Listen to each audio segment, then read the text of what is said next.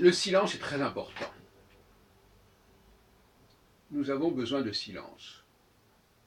Et malheureusement, les gens parlent. Pourquoi? Parce qu'il y a deux catégories de personnes dans une société.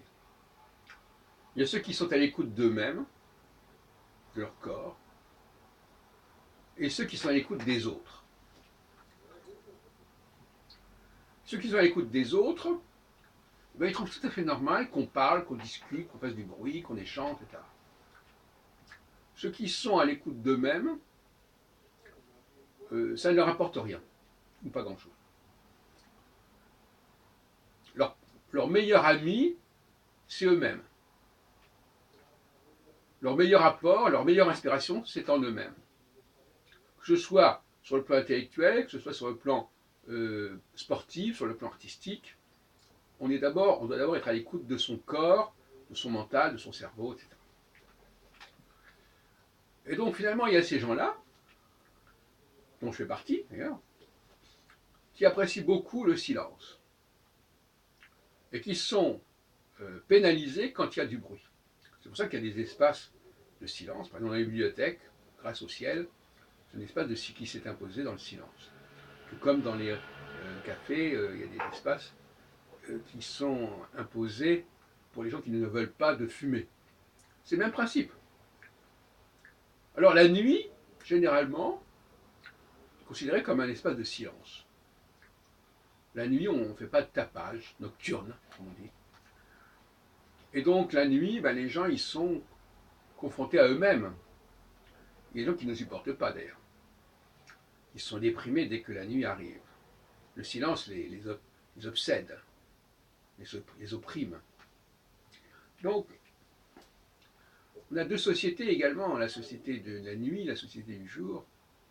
Et je rappelle que dans le judaïsme, on célèbre le Shabbat en disant enfin la nuit arrive.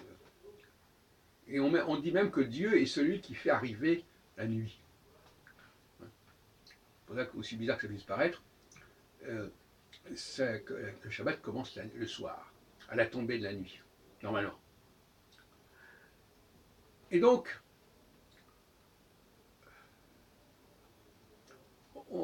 une personne qui a besoin de bruit va être pénalisée par le silence. Et une personne qui a besoin de silence va être pénalisée par le bruit. Donc ce sont des sociétés qui n'ont pas la même écologie, qui n'ont pas les mêmes valeurs et qui ne peuvent pas vraiment vivre ensemble. Et ça, c'est un clivage. On pourrait le mettre sur le compte des hommes et des femmes, mais peu importe.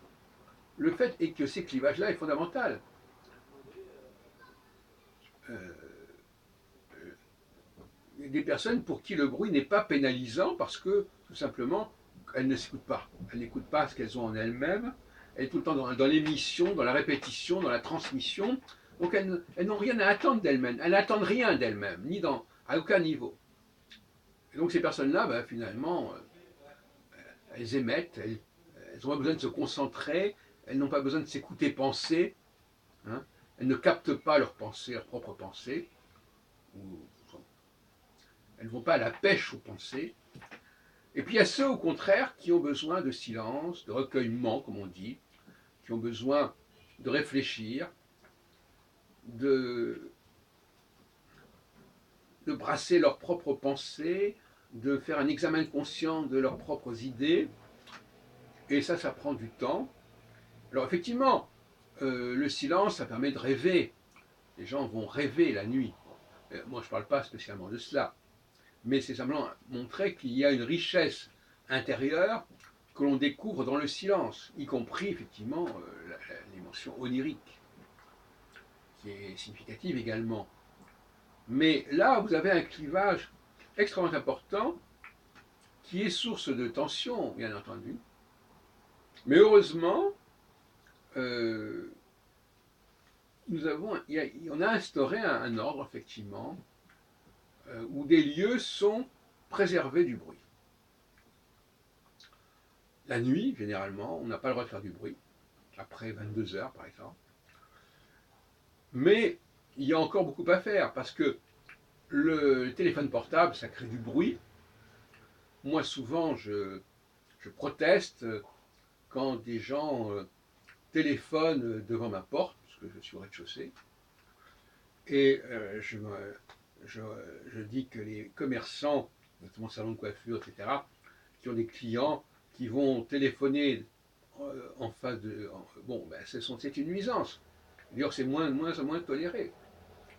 Mais dès que quelqu'un m'impose son bruit, m'impose sa parole, ça me perturbe et je trouve ça insupportable et intolérable.